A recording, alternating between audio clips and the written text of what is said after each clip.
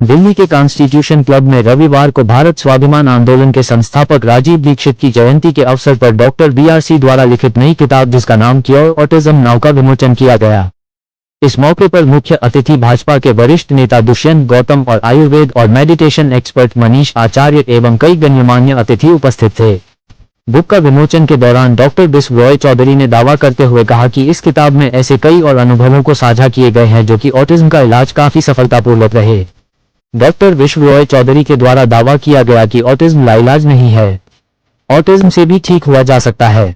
उन्होंने दावा करते हुए कहा कि ऑटिज्म ठीक होने के 5 नियम को अगर हम अपनाते हैं तो इससे ऑटिज्म के पीड़ित व्यक्ति ठीक हो सकता है। उन्होंने कहा कि यह 5 नियम उनके द्वारा लिखित किताब में नुस्खे उपलब्ध हैं।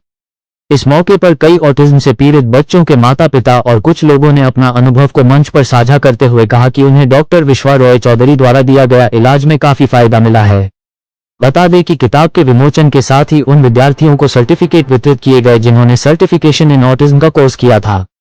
ऐसी 410 विद्यार्थियों ने भाग लिया था और इन विद्यार्थियों को प्रमाण पत्र देकर सम्मानित किया गया। आइए देखते हैं टोटल खबरें के वरिष्ठ संवाददाता राजेश खन्ना की इस विशेष रिपोर्ट में।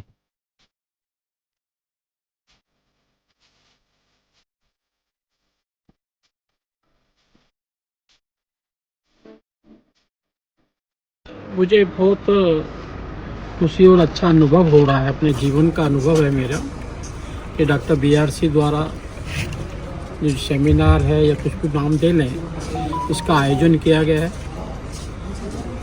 आदरणीय मनीष आचार्य जी, इसमें बहुत बड़ी इनकी सहभागिता भी है।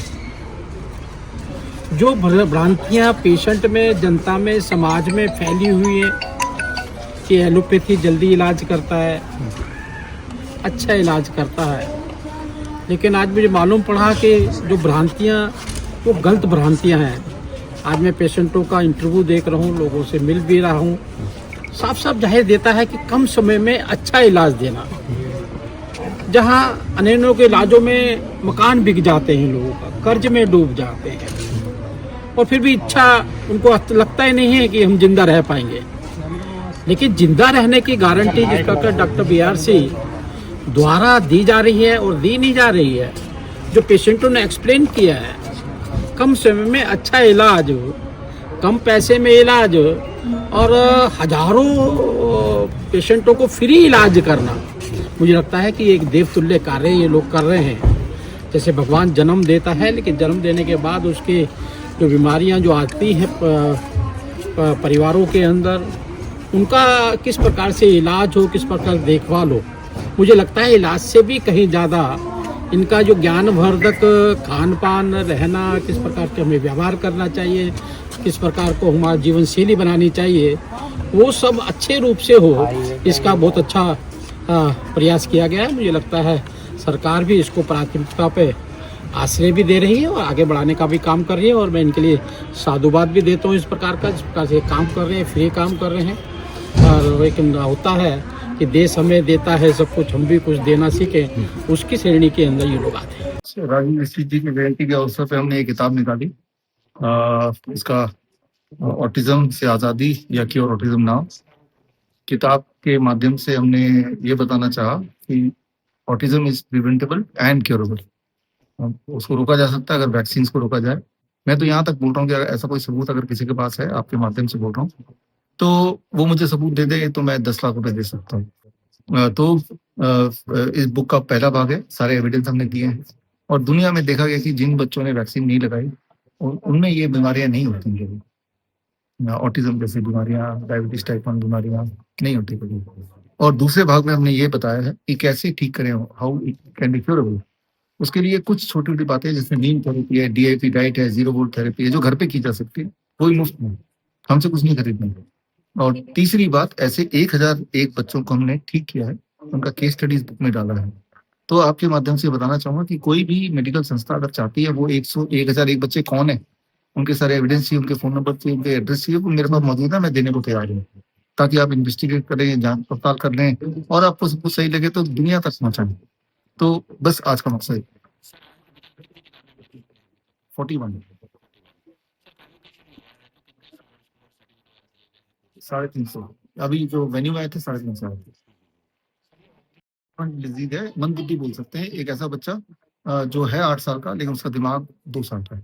तो 2 साल का बच्चा जो भी करेगा वो 8 साल का बच्चा कर रहा है। हर तरह की बीमारी के पेशेंट आए थे और वो सब घर पे ही ठीक हुए, ये भी आपने देखा। तो हम बोल सकते हैं hwarwp.com में आएंगे तो हमारे 676 टीम्स हैं, वो उनके एड्रेस वगैरह सब कुछ मिल जाएगा और उसके माध्यम से कांटेक्ट कर सकते हैं।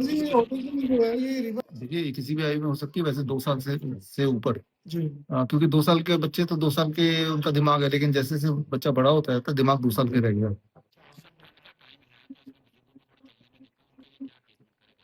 मैं तो बोल रहा हूँ कि DIP टाइट अप्लाई और नंगे पैर धरती पे चलिए। 1 महीने की बात है, आपका जो दर्द वगैरह गायब हो जाएगा। ये दवाओं पे गवर्नमेंट चलाती है, गवर्नमेंट को अपना एक पैसे से मतलब है और वो लगता है वैसे सबूत मांगे गवर्नमेंट से, मुक्ति मिली है तो दिखाए सबूत, जबकि मैंने इसमें दिखाया मुक्ति कैसे मिली है। जो लगता है कि पहले तो पोलियो था आज तो है नहीं, लेकिन वो हुआ कैसे एक्चुअली वो इस किताब में है।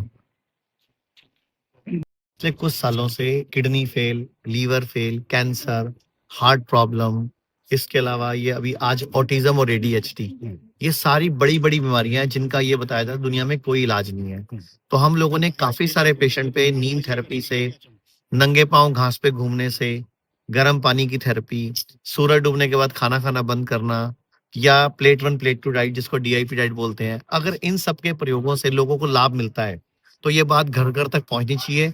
आप पत्रकारों के माध्यम से पहुंचनी चाहिए, जन जन तक पहुंचनी चाहिए कि अपना डॉक्टर खुद बनो। मतलब आपको किसी डॉक्टर की जरूरत नहीं है।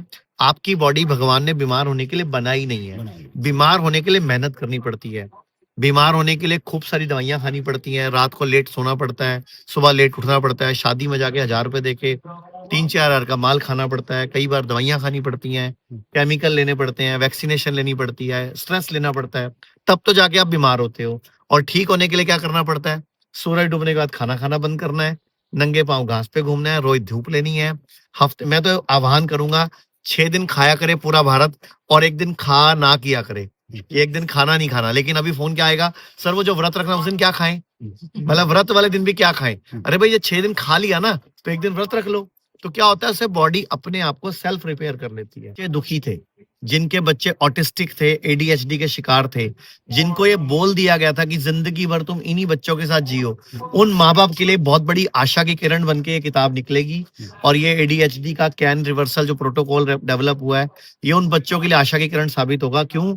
क्योंकि वो बच्चे खड़े भी नहीं हो सकते थे ढंग से, वो नाचते थे, कूदते थे, भागते थे, छलांग लगाते थे, उनकी आंखों का आई कांटेक्ट भी नहीं कर पाते थे और वो माँ बाप के लिए जिंदगी नर्क समान थी। तो हमने सिर्फ ये किया कि ये प्रोटोकॉल बताए दुनिया को, डाइट ठीक करी, लाइफस्टाइल ठीक करवाया और इसमें हमारे जो देश के पुराने कल्चर था, जैसे नीम है, गिलोय है, हल्दी है, अश्वगंधा है या शतावर है या व्हीट ग्रास जूस है, इन्हीं चीजों का प्रयोग किया और लोगों की डाइट ठीक करवाई और लोगों ने खुद देखा स्वयं ठीक होने शुरू हो गए। हमने उनके जो भी चीज जानवर से आती है वो बंद करवाया।